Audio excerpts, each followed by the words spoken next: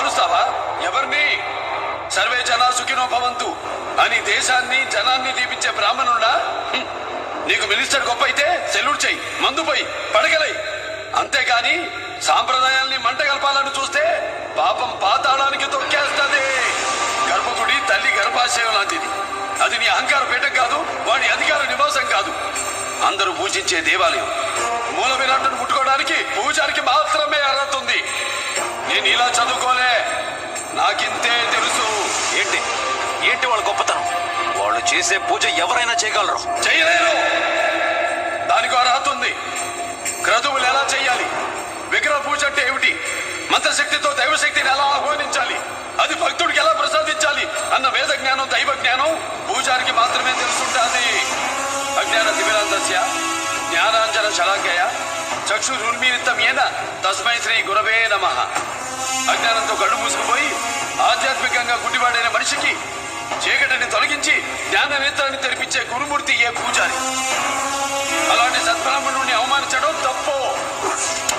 నేను నీలా చదువుకోలే, నాకింతే తెలుసు. దేవుణ్ణి కడగడం, దీపం పెట్టడం, కొబ్బరికాయ కొట్టడం, హారతి ఇవ్వడం, ఇదో పెద్ద ఘనకారి.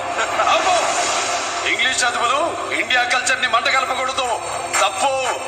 దైవారాధన అంటే పూర్తిగా తెలిసి మాట్లాడు.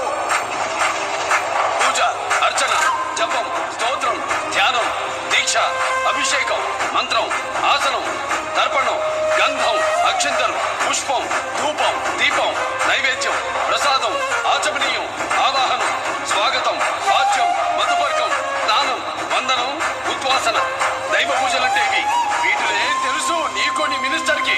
మీకు తెలిసిందల్లా ఒకటే, ప్రజల సొమ్ము మెక్కడం, మీ పై వాళ్ళకి మొక్కడం. నియమనిష్టలతో చేసే దైవారాధన తప్ప వాళ్ళకి అవి తెలియవు. భక్తి వాళ్ళ వృత్తి, అది భగవంతుడు వాళ్ళకి ఇచ్చిన శక్తి. నేను నీలాగా చదువుకోలే, నాకింతే తెలుసు. నాన్సెన్స్, అదంతా ట్రాష్. ట్రాష్ కాదు, ట్రూత్. మంత్ర బ్రాహ్మణాధీనం, దైవం మంత్రాధీనం.